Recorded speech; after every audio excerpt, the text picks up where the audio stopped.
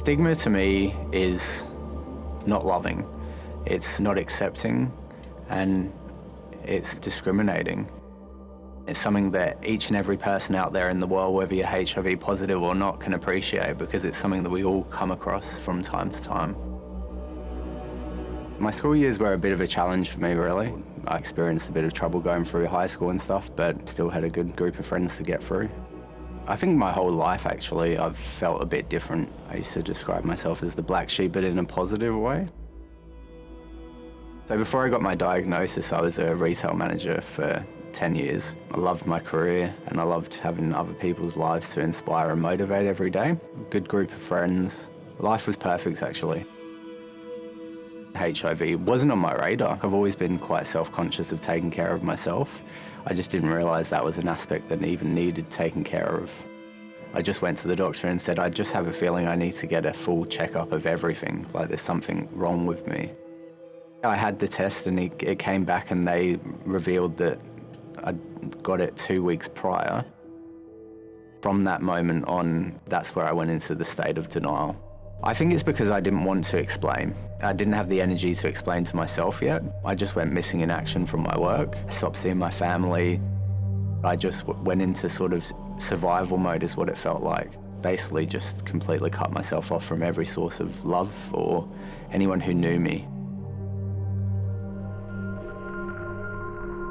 The turning point in starting to deal with the HIV was when I thought, will I be loved and would I have a partner again? And would I be able to reintegrate into normal life, into society? And that's where I engaged with Queensland positive people. And I was like, wow, there's more people out there like me. So I met with a peer support officer. He helped heaps, actually. He told me about the workshop that they run. I managed to get there somehow. I listened to that voice inside that said, you know, you can't live like this. You need to reach out. It was, you know, meeting in solidarity with people who've been through the same thing and just made me feel less shameful, I guess. That was the first step. I learned that, you know, if you're on treatment and you take a tablet, you can't pass this on. You sort of met other people to realise you weren't alone in this. There's other people who are where you are at the moment. There's light at the end of the tunnel. There's hope and there is a community waiting for you.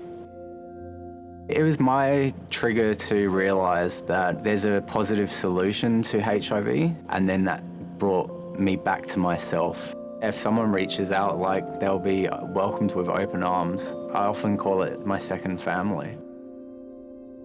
I realised that, you know, I didn't want to chuck my 10-year career away. So I called a meeting with the area manager. I remember how proud I was of myself that day. Then I got told by the HR manager, we want a doctor's certificate that states you can work in a food prep area. The rage that came inside from that, was just horrible. I hadn't felt anger for a long time like that.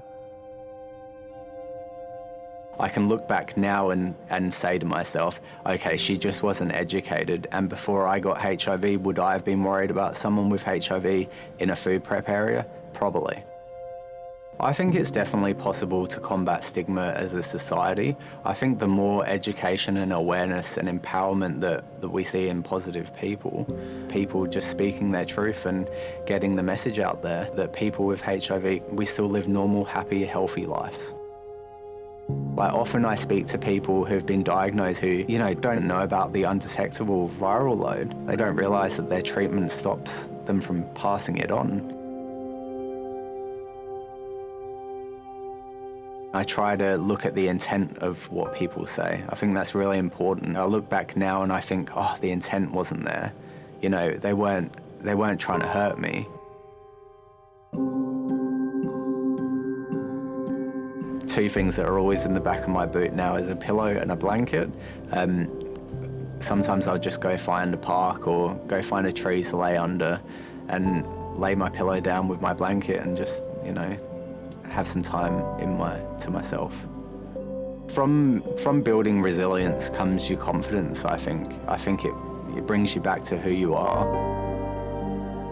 Once you're confident in yourself and you allow yourself to be yourself, no one else can shake you and you can be authentic to the world. The only way that HIV really affects my daily life or my daily routine is just by taking one pill every day. When I was in my negative mindset about HIV and about myself living with HIV, I seemed to encounter a lot more stigma and discrimination. It's the same as hate breeds hate, and love definitely breeds love.